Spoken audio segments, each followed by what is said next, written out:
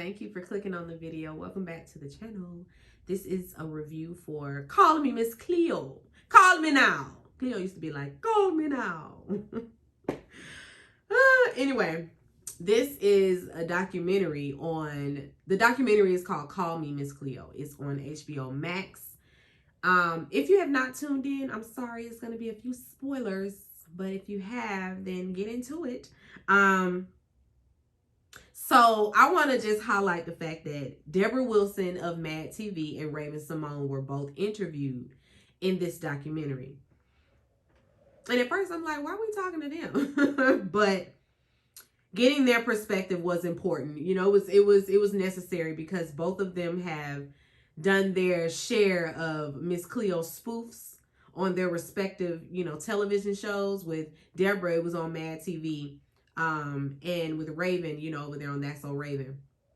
And Deborah done tatted up, y'all. Have y'all seen Deborah Wilson lately? Deborah, she kind of, when I say tatted from the neck all over like Dennis Rodman. She shaved her head bald. She has a completely different image than I expected her to have. I really didn't expect to grow up and be an adult and then, look up Deborah Wilson and that's what she looked like. Because I didn't get that at all from Mad TV back in the day. Like, at all. Not to say it's a bad thing, but it's just like, it's shocking. It's like, when you see somebody and you think they're going to be one way and then they turn out to be a completely different type of person.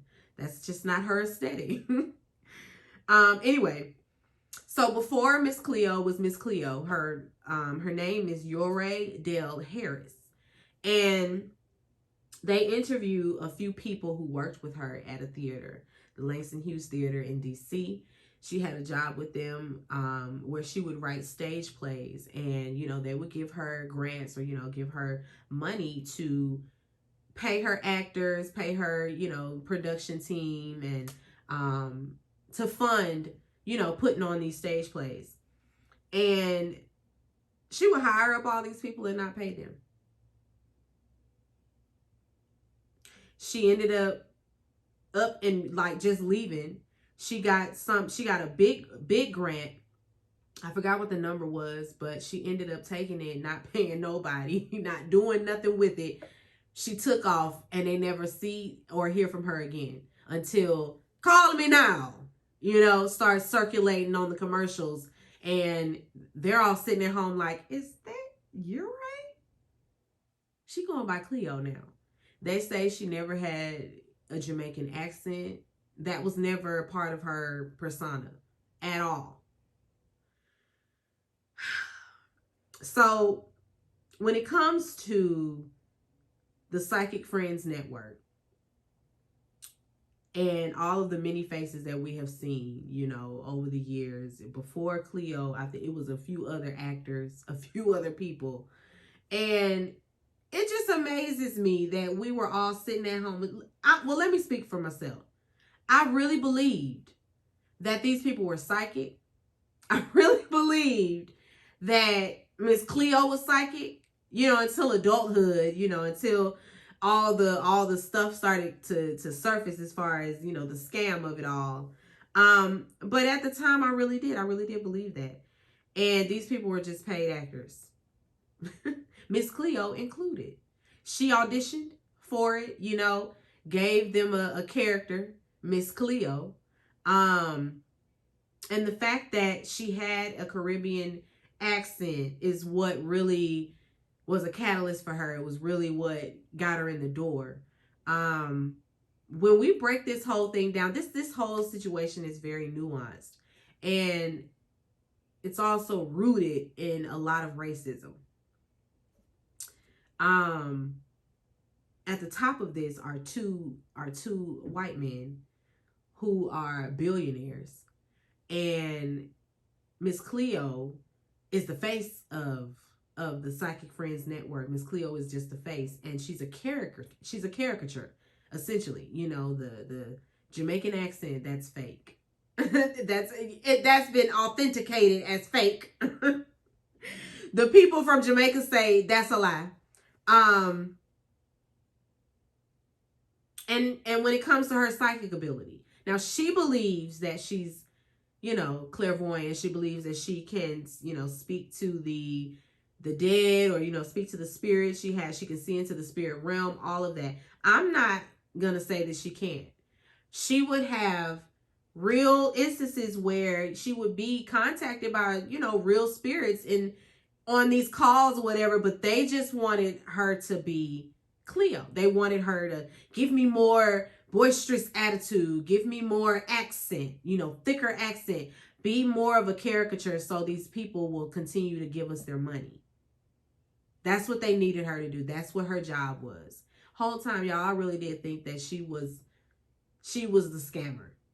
And she has some responsibility, some moral responsibility, because you had to know that it's not real. Like the people calling in, they're not calling and they're not getting Miss Cleo on the line. They getting so and so that just applied for the job out the paper. People were really getting hired hand over fist down at the Psychic Friends Network, and nobody has psychic abilities. Nobody's qualified. They just lying on the line.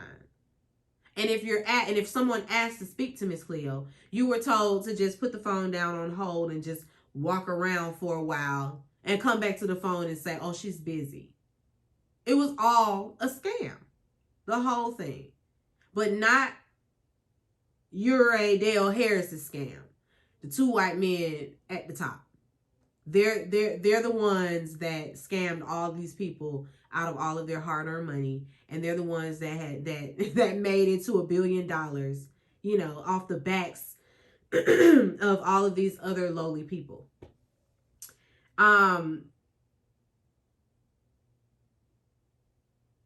lot of people, not too many people knew about her upbringing. There were a few people interviewed. She had some people that loved her. But they only knew what she told them, which was that she was brought over here from Jamaica with her mom. Her mom abandoned her and just, left her somewhere. And the family that was raising her someone in the family ended up sexually abusing her. And she was out on her own, I believe, like by 18. And she never returned. This is when, she went, and did a few of those other jobs and found herself at the Psychic Friends Network. But they were $1 billion. You better not. Hold on, y'all. So, yeah, they were $1 billion company. Sorry, y'all. My phone was starting to tilt on the thing. Anyway, Cleo really didn't see a dime of that money.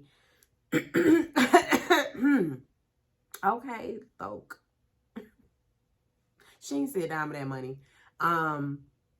They used her for her likeness, worked her like a slave, and didn't pay her at all, didn't compensate her at all.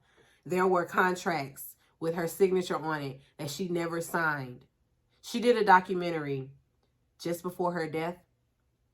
And so we were getting glimpses of that documentary where she's talking about all of those things. When it comes to that situation where she was sexually abused, some things transpired later on in her life, which lead me to believe that was the root of it, that was the cause of it, because the friends that she was around, they spoke to the fact that she did have this Jamaican accent. She would also show up as different people sometimes. Like they thought that it was just the spirits taking over and protecting her. She's tired right now. She's not here now. You're talking to... It tilted again. I ain't moving it this time. It's just gonna have... Y'all just gonna have to get a video like this. Hold on. Let me see. Because I don't want it to fall like all together. Anyway. I'm of the belief that she was someone who suffered from multiple personality disorder due to the trauma that she experienced as a child. Like that will do it. That'll do it. Trauma is what'll do it. That's what will bring out all the multiple personalities, because your brain is protecting itself from the trauma. And so it creates different characters to protect that person. And her brain did that to her. And this is how we get Miss Cleo and whatever other personality that she would possess, you know, in these times of a mental breakdown. She struggled mentally. She really did, and that was obvious. And very sad. That was very sad to find out that she was out, that she, you know, was struggling with that. But she ended up getting into the legal trouble. You know, like me, I'm sure everybody thought it was her that was scamming us when it was the people she worked for. And so she got wrapped up in all of those lawsuits, and they ended up settling out of court, and she ended up, you know, being exonerated or whatever. And, you know, come to find out, like we know now, she had nothing to do with that. She was just a face. But she's the one who got the brunt of the ridicule and the backlash because she was the face. It's like, and Raven was like, where are them two white men now? What are two white billionaires now? They not in prison? Oh, they own a prison. Oh, okay. I was like, you know what, Raven, you onto something. You onto something. Raven was, listen, I know in the past, Raven has shown us that she ain't black like this. She black like this. But in this here documentary, she was one of us. She was one of us. Because when it was obvious that this black woman was railroaded. It was obvious. It was obvious. I talked about that, her multiple personality disorder. Well, listen, I didn't diagnose that lady, but she went to somebody's therapist, they might have told her that. They might have told her that's what she was dealing with. But the people around her loved on her. You know, they gave her the benefit of the doubt. She lived out the rest of her days out there in West Palm Beach. She was diagnosed with cancer, and she ended up, you know, passing away with all of her loved ones surrounding her. At the end of this, I really felt bad for mocking her. I really did. I felt bad for how things went for her. You know, where she thought she was getting a big break, it turned out to be an even worse situation, you know, to have herself in, because now she the face of this. And it's a joke. It's a mockery. It really is. She is the reason why people probably don't believe in it at all. Like, I'm not gonna dabble, but I believe it. I believe that you can see into the spirit realm. I believe that people can commune and contact people who are no longer here. I believe all of that. Witchcraft is real. Like, y'all, I don't know why y'all been thinking it's not, but it's real. The spirit realm is real, and I'm not playing with it. God said don't play with it, so I ain't playing around. You won't find me with a Ouija board playing around with tarot cards. I don't want to go get my palms read. I don't want to do none of that. I don't want to do none of that. I'm not playing around with y'all because it's absolutely real. But I also don't like that it's been made such a mockery of, you know, because for some people, it's their religion. It's their belief system, you know, and it's not right that we joke about it or poke fun at it and, you know, things of that nature, because those people, a lot of people lost a lot of money back then playing around, thinking that they calling a psychic and they calling so-and-so who don't know nothing. Don't have the first bit of psychic ability, but you calling them and telling them all your business, telling them all your tea, and they can't help you. They can't help you with none of it. It really is a mess. It really is a mess. But I hate that the rest of her days, she had to basically live in hiding because, you know, everybody thought she scammed the world out of millions. And it wasn't her. It was these two men. And for me, they still nameless because I don't know what their names were. They flashed their picture up on the screen real fast. I guess if you blinked, you would have missed it, child, because I can't even tell you what they look like. I just know it's two white men. Y'all, she only earned $23,000 from this whole thing. The whole time she was doing it, the whole thing, just $23,000. That's a teacher's salary, ain't it? No, that's less than a teacher. That's a pre-K teacher's salary, because I mean they only giving them about $9, $8, $9. Trust me, I know. I was once a preschool teacher. And so yeah, that ain't nothing compared to the billions that they made. Y'all, I can't. I just simply cannot. This was a good documentary though. It was very enlightening. That's it for my notes. I didn't really have a whole lot to say about it. I just wanted to dabble and talk about it briefly. How did y'all feel about it? If you watched it, if you tuned in, do you have a different perspective on Cleo now? Like, do you see her in a different light? Do you believe that she had nothing to do with the scam of it all? They used her. When I said that this was nuanced and rooted in racism, I said that because she's a Black woman. And just think about all of the different caricatures, mammies, that sort of thing, that type of Black woman that they love to display on television. And it was a lot of white women, white men calling in for their psychic reading. And so it looks good, you know, to have this heavy set, big, boisterous Black woman with an accent. She must be a voodoo woman. It must be real. Let me call. They're like staging the scene. There's a reason why they chose her. Before her, it was a white woman. Lily White. She don't look like she read cards nowhere. And the ratings were different. You know, like they dropped.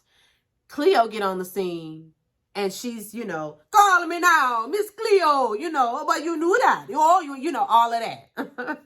really giving it to the people because she didn't hold back. She didn't hold back. She was very opinionated, you know, very straightforward with her psychic readings. And so they loved it.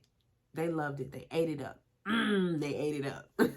And it's unfortunate because they used her. They used her. Used her up dry. Just used her up and spit her out, you know? Anyway, poor Miss Cleo. Miss Cleo, she done gone on. And this story is still living on. I feel like we're going to be talking about Miss Cleo forever because when I say the Psychic Friends Network that was an era. That was an era. You could not turn on the TV without seeing Miss Cleo at some point on the screen. At some point, she was popping her or did it too. Whitney Godmama. What's the lady name? I can't think of her. Dionne Warwick. Dionne was a psychic on there. We had Esther Roll on there. Everybody got a turn. Everybody got them a check. They booked everybody for the Psychic Friends Network commercials. Just scamming the people. Just scamming the people, knowing, oh, if I use Dionne Warwick up here as the spokesperson, I know the people gonna call. Dionne, you ain't shit for taking that job. You ain't shit for taking that job. You know good and damn well them people was trying to scam us. You knew that. All right, I'm gonna go. Be sure to rate, comment, and subscribe to the channel. It's Call Me Busby, and I'll chat with you later. Peace and light.